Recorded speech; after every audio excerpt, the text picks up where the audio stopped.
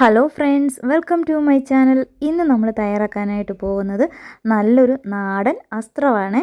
ഈ അസ്ത്രം നിങ്ങളൊക്കെ കഴിച്ചിട്ടുണ്ടോ? കഴിച്ചിട്ടില്ലെങ്കിൽ ഉറപ്പായിട്ടും ഒരിക്കലെങ്കിലും ഉണ്ടാക്കി നോക്കി കഴിക്കണം. കഴിച്ചാൽ പിന്നെ നിങ്ങൾ സ്ഥിരമായിട്ട് ഇത് ഉണ്ടാക്കിക്കോളും. അത്ര ടേസ്റ്റാണ്. അപ്പോൾ നമ്മൾ ഇന്ന് ഈ ഒരു അസ്ത്രം പെട്ടെന്ന് എങ്ങനെ തയ്യാറാക്കിയെടുക്കാം എന്നുള്ളതാണ് പറയാനായിട്ട് പോകുന്നത്. അതിനായിട്ട് നമ്മളിവിടെ കുറച്ച് പച്ചക്കറിയൊക്കെ എടുത്ത് വെച്ചിട്ടുണ്ട് കേട്ടോ. നമ്മുടെ വീട്ടിലുള്ള കുറച്ച് പച്ചക്കറികളൊക്കെയാണ് എടുത്ത് വെച്ചിരിക്കുന്നത്.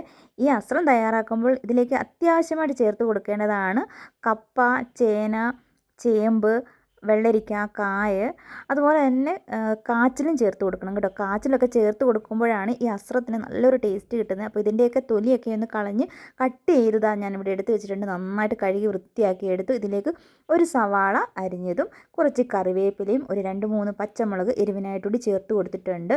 ഇനി നമുക്കിതിലേക്ക് കുറച്ച് പൊടികൾ ചേർത്ത് കൊടുക്കാം. ആദ്യം തന്നെ ഞാനിവിടെ 1.5 ടീസ്പൂൺ അളവിൽ മഞ്ഞൾപ്പൊടിയും 1.5 ടീസ്പൂൺ അളവിൽ കാശ്മീരി മുളക് പൊടിയും കൂടിയാണ് ചേർത്ത് കൊടുത്തിരിക്കുന്നത്. മുളക് പൊടി നമ്മൾ കുറച്ച് മാത്രം ചേർത്ത് കൊടുത്താൽ മതി, ഒരുപാട് അങ്ങ് എരിവ് വേണ്ട. പച്ചമുളക് ചേർത്ത് കൊടുത്തിട്ടുണ്ട് കേട്ടോ.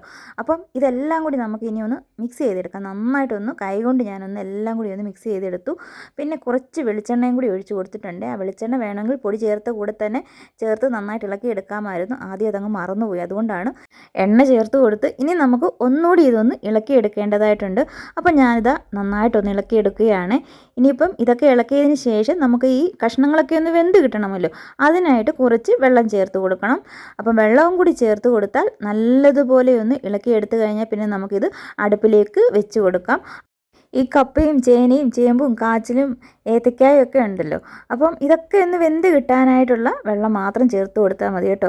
പിന്നെ ഇത് വേവിച്ചെടുക്കുമ്പോൾ മീഡിയം ഫ്ലെയിമിലിട്ട് തന്നെ വേവിച്ചെടുക്കാനായിട്ട് നോക്കുക. ഒരുപാട് അങ്ങ് തീ കൂട്ടി കൊടുക്കണ്ട. അപ്പോൾ ഇത് അടച്ച് വെച്ച് കൊടുത്തിട്ടുണ്ട്. ഇനി നമുക്കിതൊന്ന് വേകുന്നവരെ വെയിറ്റ് ചെയ്യാം. ഈ ഒരു സമയം കൊണ്ട് നമുക്കിതിലേക്ക് ആവശ്യത്തിനുള്ള അരപ്പ് തയ്യാറാക്കാം. ഞാനിവിടെ ഒരു മീഡിയം സൈസ് വലുപ്പമുള്ള തേങ്ങ ഒന്ന് ചിരുകി എടുത്ത് വെച്ചിട്ടുണ്ട്. ഇതിലേക്ക് 1 ടീസ്പൂൺ അളവിൽ ജീരകവും ഒരു 3-4 വെളുത്തുള്ളിയും 1/2 ടീസ്പൂൺ അളവിൽ മഞ്ഞൾപ്പൊടിയും ഒരു 5-10 കൊച്ചുള്ളിയും കുറച്ച് കറിവേപ്പിലയും കൂടി എടുത്തിരിക്കുന്നത്. ഇതൊന്ന് ചതച്ചാണ് എടുക്കുന്നത്, ഒരുപാട് അങ്ങ് അരഞ്ഞു പോകരുത് അരപ്പ്. അപ്പം നമ്മളൊന്ന് ചതച്ചെടുത്തിട്ടുണ്ട്. ഇടയ്ക്ക് ഞാനൊന്ന് ഇളക്കിയൊക്കെ കൊടുക്കുകയാണ്. നമ്മൾ കഷ്ണങ്ങളൊക്കെ നന്നായിട്ട് വെന്തിട്ടുണ്ടോ ഇല്ലയോ എന്ന് അറിയുന്നതിന് വേണ്ടി, അടിയിലൊക്കെ പിടിച്ചിട്ടുണ്ടോ ഇല്ലയോ എന്നറിയത്തില്ല. അപ്പോൾ അതിനായിട്ട് ഇടയ്ക്കൊന്ന് ഇളക്കി നന്നായിട്ട് കൊടുത്തിട്ടുണ്ട്. ഈ ഒരു സമയത്താണ് ഇതിലേക്ക് ഉപ്പ് ചേർത്ത് കൊടുക്കുന്നത്. കാര്യം ചേനയൊക്കെ ചിലപ്പോൾ ഉപ്പ് ചേർത്ത് കൊടുത്താൽ പെട്ടെന്ന് വേഗത്തില്ലെന്ന് ഇങ്ങനെ പറയുന്നതറിയാം. അതുകൊണ്ടാണ് ഞാൻ ആദ്യം ഉപ്പ് ചേർത്ത് കൊടുക്കാഞ്ഞത്. നമ്മൾ ഈ കഷ്ണങ്ങളൊക്കെ ഒന്ന് വെന്ത് വന്നതിന് ശേഷമാണ് ഉപ്പ് ചേർത്ത് കൊടുത്തിരിക്കുന്നത് കേട്ടോ. ഇനി ഒരു 2-3 മിനിറ്റ് കൂടി ഒന്ന് വേവിച്ചെടുത്താൽ അപ്പോഴേക്കും ഈ കഷ്ണങ്ങളൊക്കെ നന്നായിട്ട് വെന്തിട്ടുണ്ടാവും. ഇപ്പോൾ അതാ ഒരു 3 മിനിറ്റ് കഴിഞ്ഞപ്പോഴാണ് ഞാൻ വീണ്ടും ഒന്ന് ഇളക്കി കൊടുത്തത്. നമ്മുടെ കഷ്ണങ്ങളൊക്കെ നന്നായിട്ട് വെന്തുടഞ്ഞ് വന്നിട്ടുണ്ട്.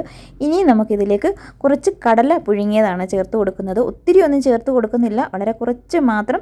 പുഴുങ്ങിയ കടല ഉണ്ടെങ്കിൽ ചേർത്ത് കൊടുക്കുക, അതല്ലെങ്കിൽ വൻപയർ മാത്രം വേണമെങ്കിൽ ചേർത്ത് കൊടുക്കാം. ഞാനിപ്പോൾ കുറച്ച് വൻപയർ പുഴുങ്ങിയതും കൂടി ചേർത്ത് കൊടുത്തിട്ടുണ്ട്.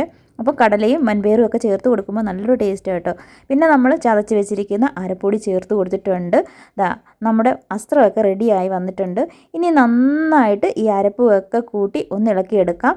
ആ ഒരു സമയം കൊണ്ട് തന്നെ ഈ അരപ്പൊക്കെ നന്നായിട്ട് ഈ കഷ്ണങ്ങളിലേക്ക് പിടിക്കുകയും അതിൻ്റെ ആ ഒരു പച്ചമണമൊക്കെ ഉണ്ടല്ലോ അതൊക്കെ ഒന്ന് മാറിക്കിട്ടും. അപ്പോൾ നന്നായിട്ടൊന്ന് ഇളക്കി കൊടുക്കാം.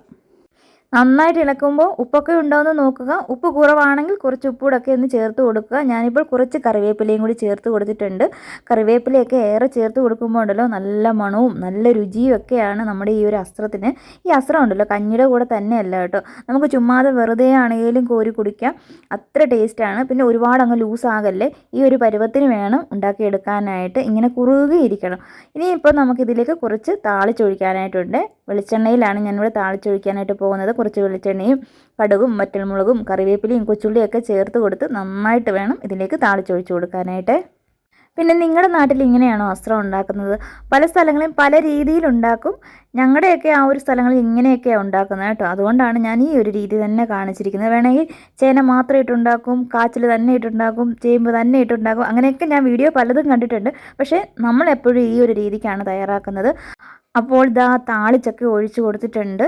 ഇനിയും നമുക്ക് പെട്ടെന്നൊന്നും ഇളക്കണ്ട കേട്ടോ. ഒരു 2-3 മിനിറ്റ് കഴിഞ്ഞിട്ട് പതിയെ നമുക്ക് ഇളക്കി കൊടുക്കാം. അസ്ത്രം നിങ്ങൾ ആരെങ്കിലും കഴിക്കാത്തവരാണോ? ആണെങ്കിൽ ഉറപ്പായിട്ടും ഒന്ന് ഉണ്ടാക്കി നോക്കുക. ഒരിക്കലും ഉണ്ടാക്കി കഴിച്ചാൽ തീർച്ചയായിട്ടും നിങ്ങൾ വീണ്ടും വീണ്ടും ഉണ്ടാക്കും കേട്ടോ.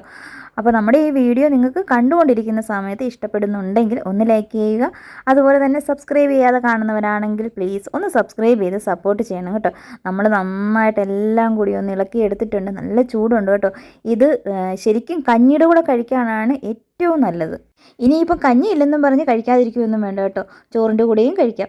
ഞങ്ങളുടെ നാട്ടിലൊക്കെ ഈ ശബരിമല സീസൺ ആയിക്കഴിഞ്ഞാൽ മിക്ക വീടുകളും ഈ അയ്യപ്പന്മാർ കാണും. അപ്പോൾ ശബരിമലയ്ക്ക് പോകുന്ന ദിവസം കഞ്ഞിയും ഈ അസ്ത്രവുമാണ്. പിന്നെ അതിൻ്റെ കൂടെ മാങ്ങ അച്ചാറും കാണും കേട്ടോ. അങ്ങനെ ഞാൻ ഇത് കഴിച്ച് എനിക്ക് ഭയങ്കര ഇഷ്ടമാണ് കേട്ടോ. വീട്ടിൽ ഞാൻ ഇടയ്ക്കിടയ്ക്ക് ഇങ്ങനെ ഉണ്ടാക്കി കഴിക്കാറുണ്ട്. അപ്പോൾ നമ്മുടെ വീഡിയോ ഇത്രയേ ഉള്ളൂ. വീഡിയോ ഇഷ്ടമായിട്ടുണ്ടെങ്കിൽ നിങ്ങളുടെ അഭിപ്രായങ്ങൾ അറിയിക്കണേ, മറക്കല്ലേ. വീഡിയോ കണ്ട എല്ലാ കൂട്ടുകാർക്കും താങ്ക്